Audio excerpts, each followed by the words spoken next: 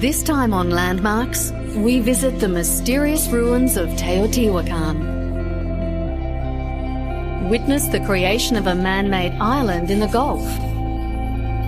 Climb the Acropolis Hill in Athens to the Great Parthenon. And glimpse down the sheer cliffs of the Grand Canyon. But first, when in New York, all eyes are drawn to its incredible man-made skyline. And for the past 8 decades, there's been one building in particular that has drawn attention: the magnificent Empire State Building. A classic example of 1920s American optimism and enthusiasm for the modern age, the building remains, along with the Statue of Liberty, one of the city's enduring icons. The Empire State Building sort of is the iconic structure in New York City. It represents New York City, and movies, television, whenever they want to do establishing shots and say they're in New York City, no matter where they're filming, they always include the Empire State Building. It's probably the most famous office building in the world. It's certainly the most easily recognizable symbol. You see the shape of the building and you know where you are, you know what it is. And the building is a must-see tourist attraction. Its 86th floor observation deck, where city sounds fade to a distant hum, has a view which extends west to Pennsylvania and as far north as Massachusetts. Most tourists come here for their first stop is the Empire State Building, and they kind of get a feeling for where they are. They can see Central Park, the Statue of Liberty. They know where everything is, so when they come back down to the street level, they have their legs and they can know where they can go. So you can't come to New York and not come to the Empire State Building. Construction of the Empire State Building was one of the most remarkable feats of the 20th century. It took 7 million man-hours for just 1 year and 45 days from excavation to completion. Beginning in January 1930, it was officially opened on May 1st, 1931 by US President Herbert Hoover. He pressed a button in Washington to turn on its lights. There she is, the Empire State Building. 102 stories high, and it took only a little more than a year to build. Even the Chrysler Building looks like an Austin compared to the new giant. Born in the Great Depression, the Empire State Building has survived economic hardship, World War, labor strikes, and terrorist fears. The workforce of over 3,000 workers was made up of Mohawk Indians, many of whom had an aptitude for working at enormous heights, and European immigrants. Built of steel and aluminium and faced with granite and Indiana limestone, it is 1,472 feet high from the footpath to the tip of its tallest antenna. It was, for 40 years, the world's tallest edifice, until surpassed in 1972 by the World Trade Center. It again became the city's tallest after the tragic destruction of the 110-story Twin Towers on September 11, 2001. That day was not the first time a plane had crashed into a New York skyscraper.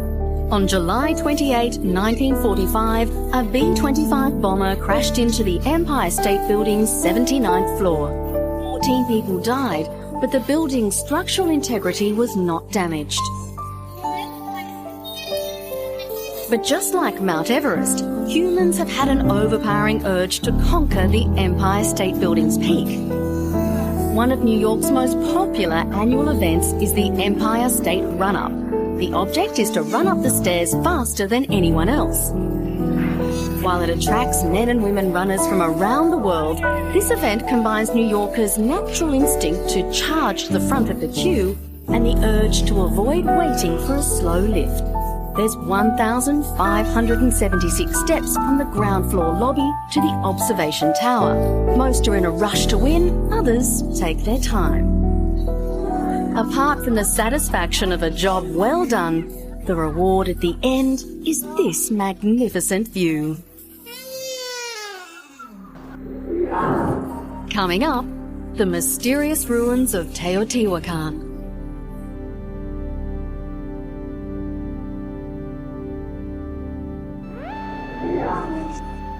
From its foundation in the 2nd century BC to the present day, Teotihuacan in Mexico has occupied a powerful yet mysterious place in the consciousness of Central and South Americans.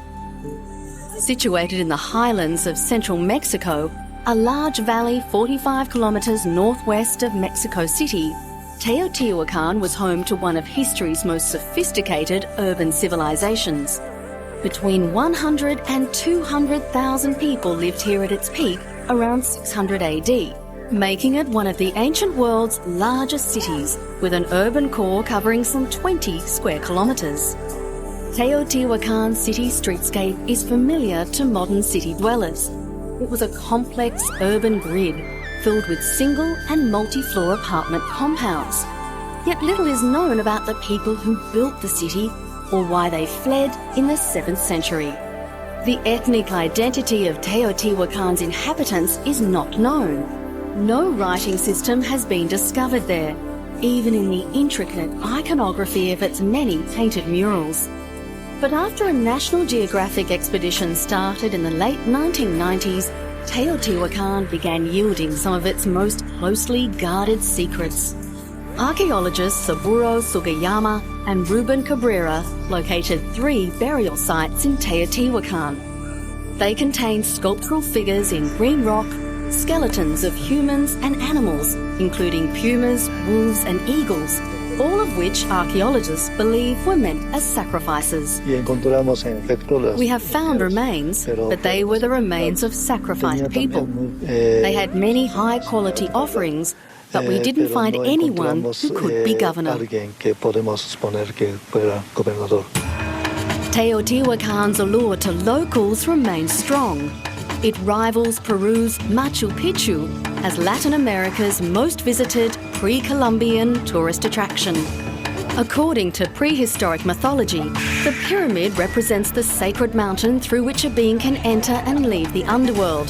The site is considered a mystical place in which energy is diverted to the people from the gods of Teotihuacan. Each March equinox, thousands of people gather to celebrate the arrival of spring in a ritual that has been carried out for centuries. There is such tranquility here. You separate from many things. One forgets about the everyday routine and comes here to recharge with energy and feel better. With some dressed in traditional Aztec garb, the crowds dance and burn incense to pay tribute to the gods of the ancient people in Teotihuacan. To be in contact with nature, recharge with energy, liberate oneself from the tensions of the city. You feel peace, everything is relaxed, you feel strong, charged with energy. Mexicans and tourists alike climb to the top of the Pyramid of the Sun to receive the first rays of sunlight, which is believed to purify their soul. Many mysteries remain in Teotihuacan. Investigators have found the pyramids and buildings close by, artefacts, a few pictographs, but no hieroglyphs or other writings of any kind. For reasons that remain a mystery, Teotihuacan began declining sharply around 650 AD and was completely deserted by around 750 AD. To find information is important so we can understand what the function of this building was in relation to the history of Teotihuacan at the beginning of urbanism and all the social problems since its early days until its decline. The search for answers will continue. Since ancient times, there have been 7 wonders of the world, but if the marketing hype is to be believed, the 8th wonder has arrived, Dubai's Palm Island project. And there's no doubting the world's largest land reclamation project in the United Arab Emirates is a remarkable construction and engineering achievement. Visible from outer space, the tree-designed Palm Jumeirah comprises a 2-kilometre-long trunk and a crown made up of 17 fronds. Each frond is home to a massive residential and commercial development. The 5-square-kilometre development maximises beach frontage, making it attractive to both buyers and property developers, who are a high priority for the UAE. 110 million cubic metres of sand and 7 million tonnes of rock have been used in the creation of this massive project, which has doubled Dubai's 67-kilometre long coastline. By increasing the amount of beach space, it can attract real estate developers to these valuable beachfront properties. It can attract wealthy expat residents to come and live in Dubai. But the opportunity to live alongside celebrities such as Michael Schumacher and Michael Owen comes with a large price tag. You must remember that Dubai doesn't have a lot of oil. It only produces about 300,000 barrels a day. So Sheikh Mohammed, the ruler of Dubai, has taken this decision to try and diversify the economy by attracting tourists to Dubai, by attracting real estate developers and trying to get away from this dependence on oil. So what Nakheel has done with this project, it has built the infrastructure, the actual palm itself, the fronds, the stem, and then it has sold the plots to developers from all around the world to come and build their buildings on it. And that includes, like I said, Kerzner, it includes the Trump Tower. But others, such as the World Wildlife Fund, say there has been another price to pay for this remarkable feat of engineering. The only known coral reef off the shores of Dubai was destroyed during dredging work on the palm-shaped islands. It has been detrimental for the natural environment of Dubai coast, especially at the place and at the location of the first Palm Island. That is a little bit of a shame, because there were a very good habitat there, there were possibility of recovery, there were possibilities of protection, there were possibility of using that natural asset to make something. But again, the engineers claim to have an answer for what has been lost. Nakheel argues that most of the coral was dead to begin with, and that they've already set in place a larger, albeit artificial, habitat system to develop new coral reefs. The remains of 2 fighter planes, jumbo jets and 7 barges have been dropped onto the sea floor in a bid to attract marine life and create an underwater theme park for divers. Many of the things that we have done, environment has been a major concern to us, because our management is really very much in favor of ecosystem sustainability, environmental conservation. And in fact, these things are not slogans that we use for marketing, but they are part of our corporate culture. Despite the fears, wealthy investors and businessmen are choosing tax-free Dubai as a place to enjoy their retirement on their own private beach. The best bit is the sunrise. So this house is situated so when you come out in the morning, you're looking at the sea and the sun coming over the villas across the front, and that just feels fantastic. You know, the fact that you can walk down to the beach, put your feet in the water, swim across the front, which I've done twice. You know, it's just, you really wouldn't get it anywhere else in the world. Coming up, the Great Parthenon.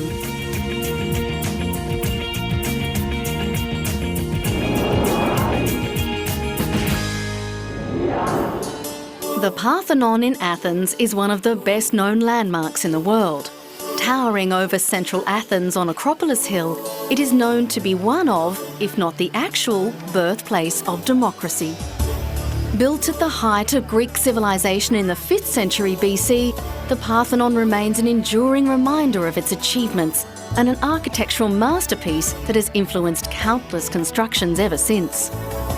Completed around 440 BC, the Parthenon was originally home to a huge gold and ivory statue of the goddess to whom the city was named and the temple was dedicated, Athena, the goddess of wisdom. Besides being the site of many superb interior and exterior artworks, its architects and sculptors were masters in science, mathematics and art. They created a building with perfect proportions. Its horizontal planes were imperceptibly curved, creating an intricate optical illusion. All Greek temples of the time were designed to be seen only from the outside. To viewers who could only glimpse the interior through its open doors, the columns appeared to float. The achievements of ancient Greek civilization remain an enduring inspiration to present-day Greeks. Some, as seen here, even continue to practice their ancient religions, praising, among other gods, Athena and Zeus. For 2 millennia, the building survived numerous disasters, both man-made and natural. But in recent decades, the Parthenon has had to battle 2 modern scourges: chemical pollution and tourism. Tourists' feet were eroding the marble floors. In the mid-1980s, with the support of the European Union, an ongoing restoration program began. Engineers took the 2,500-year-old temple apart piece by piece in order to restore the building to something of its former glory. Then Culture Minister, the late Melina Mercouri, oversaw the restoration program. The Greek government and the Greek people are doing in the Acropolis are the most important. Because for us, as you know, as I have said 1,000 times, the Parthenon means for us our soul, our sense of democracy, our identity. And sure, the Parthenon belongs to everybody in the world, but first of all belongs to the Greeks. Mercouri began lobbying the British Museum for the return of friezes and sculptures from the Parthenon's facade, the so-called Elgin marbles. In the early 1800s, then British ambassador to Greece, the Earl of Elgin, Thomas Bruce, received a controversial mandate to remove the Elgin marbles from the Ottoman Sultan. In 1816, they were purchased by the British Museum, where they have been ever since. And with the focus of the world on Athens during the 2004 Olympic Games, lobbying for the return of the marbles intensified. Athletes from around the world joined the cause. Scotland has a great heritage, and I think it's only right that the Greeks should safeguard their heritage. And unfortunately, it was Lord Elgin that took the marbles, and I think it's appropriate for me to say that they should come back. The return of the Elgin marbles has become a cause célèbre. In early 2007, students from around Greece circled the Acropolis as part of the Return the Elgin Marbles campaign. Now, with the completion of the museum near the Parthenon, it is hoped the British Museum will one day agree to the marbles' return to the site, which was their home for more than 2,000 years. The Grand Canyon in Arizona is a geological museum of epic proportions. In one panoramic sweep, you can see nearly half of the Earth's 4.6 billion year history. Erosion has exposed rock strata, ranging from the 1.7 billion year old Vishnu schist of the Inner Gorge to the pale Kaibab limestone deposited 250 million years ago. The Grand Canyon began to appear about 70 million years ago. It took another 5 to 6 million years for the wind, rain, ice, gravity and sediment-laden Colorado to widen the canyon to its present 10-mile average width. The earliest evidence of human activity stretches back 10,000 years. The area has long been an attraction to adventurers. John Wesley Powell was the first to consistently use and publish the name Grand Canyon in the 1870s. No matter what name it is known by, Grand Canyon is ever awe-inspiring. At the turn of the 20th century, President Theodore Roosevelt, a devout outdoorsman and park supporter, led the drive for the Grand Canyon to become a national park. In the decades after, the work of revered nature photographer Ansel Adams took the canyon's natural beauty to the broader public. The Grand Canyon was named a World Heritage Site in 1979. Now visitors will gain a different perspective from their ancestors to this amazing natural phenomenon. In early 2007, a glass-bottomed walkway perched 1,200 metres over the Grand Canyon was opened.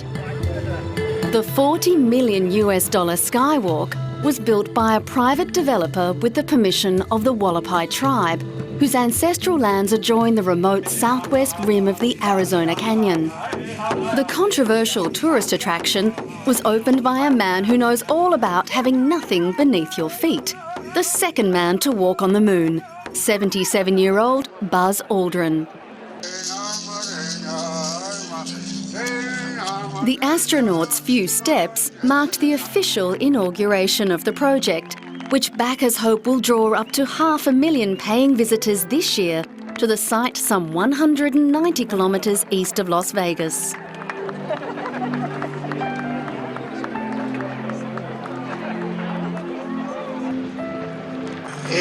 It really doesn't compare that much to walking in space. We're walking on very firm, transparent glass that's very well built, and it gives you an open air sense of freedom from the natural walls onto the artificial walls that have given people the freedom to be able to look out left, right, up and down, and to see a truly majestic view. Traditionalists say the construction violates the hallowed natural landscape of the canyon, which is central to the tribe's creation stories.